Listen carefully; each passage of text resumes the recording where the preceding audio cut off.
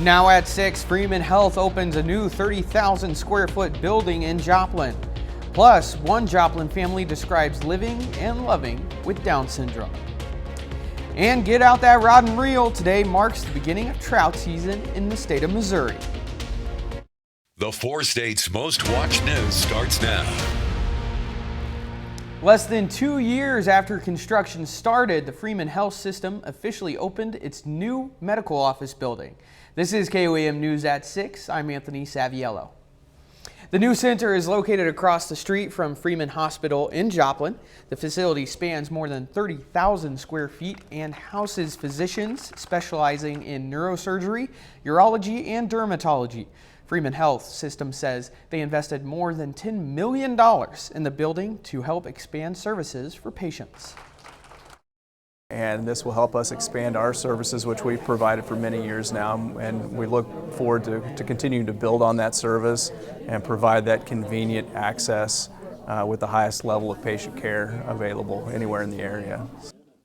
The new medical building is now officially open to the public. Representatives of Freeman Health System say the building was constructed with future growth in mind. Down Syndrome Group of the Ozarks is now in Joplin. Their goal is to become the leading resource of Down syndrome information in the area. The Springfield organization supports parents, caregivers, and individuals with Down syndrome. KOAM's Fernanda Silva sat down with a very special family who already joined the organization and tells us their story. Right when he was born, it just got quiet in the room and nobody said anything for a little while. The reason for the silence was an unexpected diagnosis of Amanda and Bryce's Wooderman's 6th kid, Down syndrome. It was hard. My husband was right away, excited about it and okay, we can do this. And I was a little more, I was crying and what does this involve? After learning all about Down syndrome, the Woodermans decided to dive in deeper. This is Sutter, and this is Rusk. When you look at them, you might think they're twins. They were born only 7 days apart, but on 2 different continents. Besides sharing the fact that both of them have an extra copy of chromosome 21, now they also share their parents. We go, hey, we have a big family, we have a lot of love that we can give, so why don't we bring another child with Down syndrome that can be a part of our family and be loved as well. After a year-long process, the family flew to Serbia to bring Rusk home. And then they were 9. But they're not alone in the challenges and celebrations. 1 in every 700 babies in the United States is born with Down syndrome. Based on that number, the Down syndrome group of the Ozarks estimates that about 80 families in Joplin have a member who deals with the condition. It can be lonely, and we want to make sure that no one is alone or feels alone. That provides a lot more resources and connections, and we can get to know other families, and learn from the older ones what's worked and what's best. The group that is starting in the Joplin area already has more than 40 families, and they hope to expand. So we want to make sure that other siblings of a child with Down syndrome, they have each other, and that the individual with Down syndrome, they have other friends with Down syndrome, and that the parents have friends who have children with Down syndrome. I just feel like we were just blessed and lucky to get to be a part of this world with them in it. There's a phrase in the Down syndrome community called the lucky few, and we really do feel like we are one of the lucky ones, to be able to be blessed with them in our family. In Joplin, Fernanda Silva, KOAM News. Down syndrome occurs when an individual has a 3rd copy of chromosome 21. To learn more about it and about the Down syndrome group of the Ozarks, go to our website, koamnewsnow.com. It's warming back up out there. Chief Meteorologist Doug Heddy joins us with a first look of weather. Yeah, not a bad day at all for us today. Temperatures were pretty good. We did go out to about 55, so 1 degree above where we should be for this time of the year. So an average March 1st, 54 is our average high. Temperatures right now, we're mainly sitting low 50s, 52 in Carthage, still 58 in Anderson's, 51 in Iola. Nowata is sitting at 54 degrees. Through the evening hours, it looks fine. We're going to slide back through the 50s, 40s. I think we're going to bottom out right around 40 a little bit later on tonight, but clear skies will stick with the clear skies, and there's a whole bunch of nothing if you look out toward the west. So that is our weather as we go into the weekend. Pretty calm. It is going to warm up. We're back to 80 on Sunday. Also, the winds are really going to pick up. Scattered thunderstorms on Monday and Tuesday, so we're going to be breaking that down for you here in just a bit. All right, see you then. Tomorrow, voters across Missouri will have the opportunity to participate in a caucus to vote for the Republican nominee for president. The caucus replaces the presidential primary election, which Missouri representatives did not vote to implement this year. Each county has at least one site where voters will meet. The chairman for the Missouri Republican Party says there are a few things voters need to know ahead of the big day. You need to be there no later than 9 a.m. to get checked in and admitted to the caucus floor, because we need to know how many votes there will be in the caucus at 10 a.m. so we can determine who the nominees are. After tomorrow's caucus, delegates will meet in April at the district convention to continue the process of nominating a Republican candidate. You can find more information about this year's election season on our website, KOAMnewsnow.com. Trout season began in Missouri today. Neosho Parks and Recreation kicked off the season this morning at Morris Park. Anglers enjoyed the first day of March by the water as they looked to reel in some big catches. The Neosho Fire Department opened the season with the siren at 6:30 this morning. Student soldiers hit up the road for a community-wide cleanup campaign. JROTC students from McDonald County High School spent the day picking up trash along the main road in Anderson, also Highway 59. Event organizers handed out some big compliments to the kids and their service. It's more of a volunteer requirement. We don't force anybody to come out here, but the kids got to meet certain standards before we allow them to come out here, and they just work hard and they actually enjoy doing this. The McDonald County Schools JROTC program can now boast over 100 students as members. It's championship night for some high schoolers in our area. John has a preview of some big game matchups later in sports. But first, leap year birthdays mark a special occasion, and for one woman turning 25, 100 years after 100 years is a special occasion indeed. We'll have more when we come back. It's not every day a person turns 100 years old, and not everyone can claim to have a leap year birthday. Ryan Gillen tells us about a woman who combines the two into a big special occasion with the help of some interesting math. Are you 25 or 26? I'm 25. A 25th birthday is a big milestone to celebrate. Mary Lee Forsyth may not look like your typical mid-20s gal. I was born on leap year. That's because her birthday only comes around every 4 years. February 29, 1924. Mary Lee is actually 100 years old. Mary Lee is one of 5 million people celebrating a birthday today. To put that in perspective, that's less than 1% of the world's population. Members of her family traveled from all over the country because they don't get many chances to celebrate on the actual day. She was showered in hugs, cards with well wishes, and lots of photos. She says she's in disbelief that her 25th birthday is already here. I'm not quite sure that I feel 25 yet. When February 29th wasn't on the calendar, Mary Lee says she still made time to celebrate. I had 2 brothers and 3 sisters, and if one wanted to go someplace and take me, that was the day I celebrated my birthday. So I got to celebrate more than one every time there were no 29. She says she's not going anywhere yet. She still plans on attending her church, singing with her choral group, and going to DAR functions. I just like living. My aunt lived to be 107, so I'm not ready to check it out yet. I want to stay here as long as I can. Who says 100 can't be the new 25? Well, happy 100th or 25th, whatever it is, happy birthday. Worldwide, there are only an estimated 5 million people or so who are born on Leap Day. One thing's for sure, the 4 states will see champions on this basketball court this evening. John looks at the biggest boys and girls high school basketball games a little later in sports. Plus, we have a big warm-up once again as we head into the weekend. We're going to look at that coming up.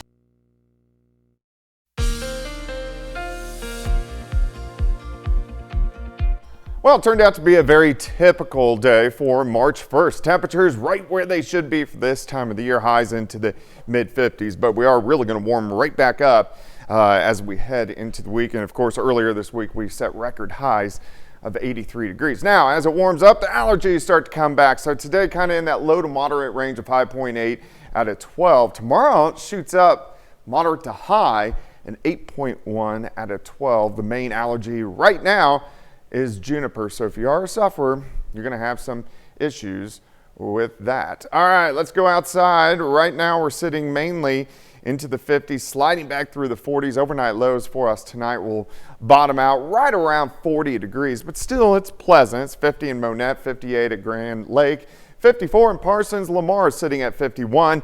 Here's 7th and Rangeline, currently sitting at 52. Southerly winds light at about 5, but those will pick up this weekend. In fact, check this out. By tomorrow afternoon, we're going to have southerly winds gusting 25 to 30, and then they get really moving as we get into Sunday. We'll have gusts 40, possibly upwards of 45 miles per hour. So your wind forecast, this is kind of a trash can in neighbor's yard type of situation as we head through the next couple days. All right, clear skies, had the clouds this morning with the little rain snow mix we had last night, but we look good. Clear skies across Central Plains, and if you look to the west, there's a whole bunch of nothing. That is our weather as we go through the next couple days. Here's our next storm system building the western third of the country, which will start to affect us Monday into Tuesday, but at least ahead of it, nice big ridge of high pressure, looks great. Now as we get into Monday, the bulk of this energy shoots across the northern parts of the plains, so it kind of shears or stretches this system out. So it's not going to have a lot of dynamics, but we will get some scattered thunderstorms late Monday into Tuesday. This system will push on by. A stronger wave will drop in next Thursday and Friday, giving us chances for thunderstorms again. Until we get there, it looks great. Dropping back near 40 tonight, pretty much clear skies. As we go through the day, look at this, upper 60s by noon. By the afternoon, mid 70s for highs. 73 Monette, 75 Miami, Fort Scott 74. Tomorrow night, not near as chilly. We're only back down into the mid 50s for overnight lows. Then Sunday, even warmer. Most of us are going to top out near 80 degrees. Of course, very windy. So 74 on Saturday, 80 on Sunday, warming up, winds picking up, very windy once we get into Sunday. And that leads into that next storm system on Monday. Scattered thunderstorms trying to push in by the time we get into Monday evening. But these are going to be very scattered, so not a big deal. They'll quickly push off toward the east, but of course, something we'll keep our eyes on over the next couple days. 74 tomorrow, 80 on Sunday. Let's go 79 on Monday. Some scattered thunderstorms. Few showers Tuesday, highs into the 60s, Tuesday, Wednesday, Thursday. Thunderstorms again by Thursday. Next weekend will be cooler. This is going to be our second great weekend in a row. We were 70s to 80 last weekend, 70s to 80 again this weekend. But next weekend will be a little bit cooler, but not bad. Shaping up to be a great weekend. Yeah, it looks pretty good. Break out the pool or something. Not quite. Not yet? No. Not yet. All right. Still ahead, 8 of our local high school basketball teams play for a spot in state tonight. John Dales has a preview of all the night's biggest matchups up next in sports.